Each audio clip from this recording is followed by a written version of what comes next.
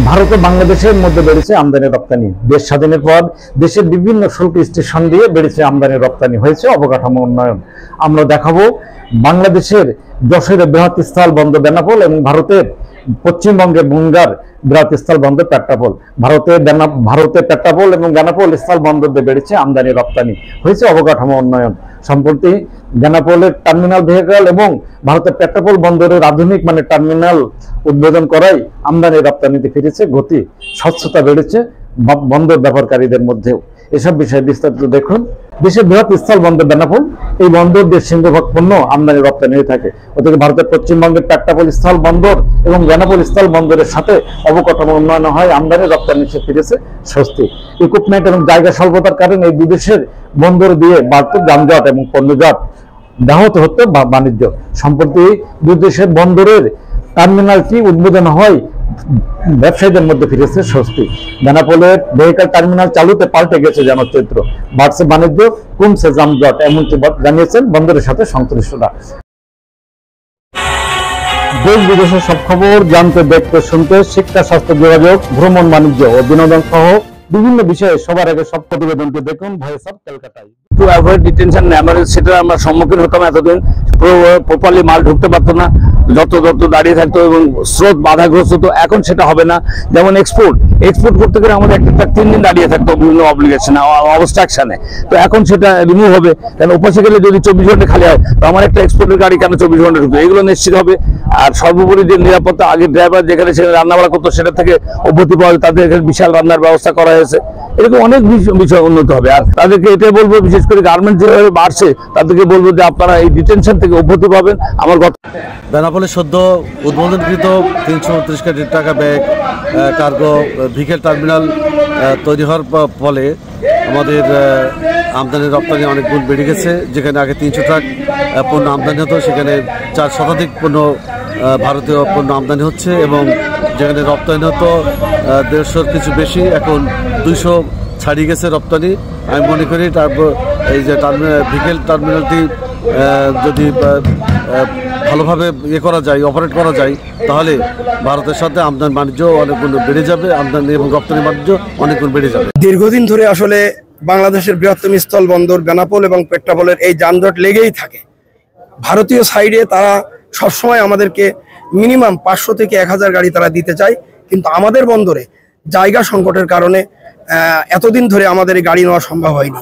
একই সাথে যে একটি রোড আছে, এই রোডে এক্সপোর্ট ইম্পোর্ট, খালি গাড়ি, প্যারিসেবল এবং অন্যান্য মালামাল, এই আসা যাওয়া এই যানজট লেগেই থাকে। বাংলাদেশের ব্যবসায়ীরা এখানে ইন্ডিয়ান গাড়ি, যে সমস্ত গাড়ি মালবাহী এসে দাঁড়িয়ে থাকে, তারা এখানে ডাম্পিং করা যাবে। আমাদের অনেক এই যানজট থেকে আমরা লাভ পাবো, ব্যবসায় উপকৃত হবে। এবং 1996 সালের পর থেকে দুই দেশের মধ্যে আমদানি রপ্তানি বাড়তে থাকে। তবে 2008 সালে বন্দরের অবকাঠামো উন্নয়নের ফলে বদলাতে থাকে বেনাপোল পেট্রাপোল বন্দর দিয়ে আমদানি রপ্তানি। তবে জায়গা স্বল্পতার কারণে যান ও পণ্যজট ক্ষতিগ্রস্ত হয় ব্যবসায়ীরা, বাড়ে যান ও পণ্যজট।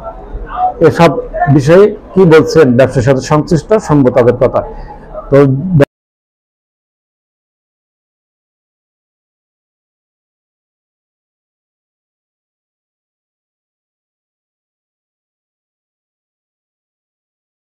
দিন আমরা বেনাপোলবাসী, বন্দর ব্যবহারকারী বিভিন্ন সংগঠন সহ আমদানি রপ্তানিকারক সহ আমরা দীর্ঘদিন বেনাপোল একটা ব্যাপক যানজটের কারণে জনজীবনে যেরকম অস্বস্তি বোধ করছিলাম, পাশাপাশি আমদানি রপ্তানিও ব্যাহত হচ্ছিল। তো এই যানজট নিরসনের অবসান ঘটবে। এই বাংলাদেশ ইন্ডিয়া যে আমদানি রপ্তানি কার্যক্রম, তার গতিবেগও বাড়বে। আশা করি এই চালু নির্মাণ করা হয় আধুনিক ভেহিকল টার্মিনাল।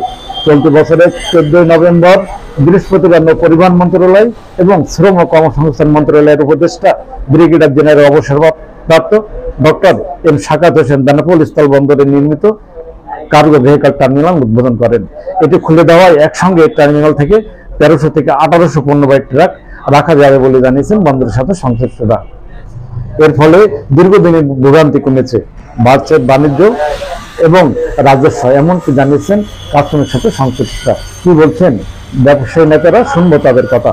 তবে বন্দরের পণ্য ওঠানামার কাজে ব্যবহৃত অধিকাংশ ক্রেন এবং ফরক্লিফট নষ্টের ফলে বিভিন্ন ভোগান্তি বাড়ছে বন্দর ব্যবহারকারীদের। এসব সংকটের কারণে বাণিজ্য হচ্ছে ব্যাহত। দীর্ঘদিন এসব অবৈধ পড়ে থাকলেও সেটি মেরামতের কোনো উদ্যোগ নেয়নি ঠিকাদারি প্রতিষ্ঠান, ফলে হয়রান এবং ক্ষতিগ্রস্ত হচ্ছেন তারা। কমছে রাজস্ব, প্রতিকার চান বন্দর ব্যবহারকারীরা। কি বলছেন বন্দর ব্যবহারকারীরা, শুনবো তাদের কথা।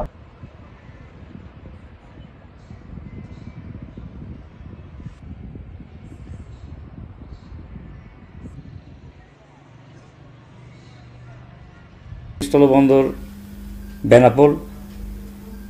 এই বেনাপোলের সিংহভাগ মাল মেশিনারি এবং যন্ত্রাংশ আছে, যা ক্রেন এবং ফরক্লিফট দিয়ে আনলোড হয়।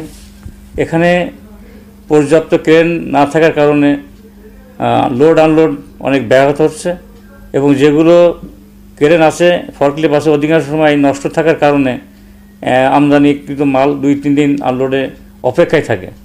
একদিক থেকে আমদানিকৃত ইন্ডিয়ান গাড়ি তাদের অতিরিক্ত মাসুল গুনতে হয়, পাশাপাশি বাংলাদেশের আমদানিকারক সঠিক সময় মালটা নিতে পারে না, যার কারণে একদিকে তাদের ইন্ডিয়ান গাড়ির সমস্যা, এবং বাংলাদেশের সঠিক সময় না যাওয়ার কারণে তাদের সঠিক সময় রাজস্বটা দিতে পারে না।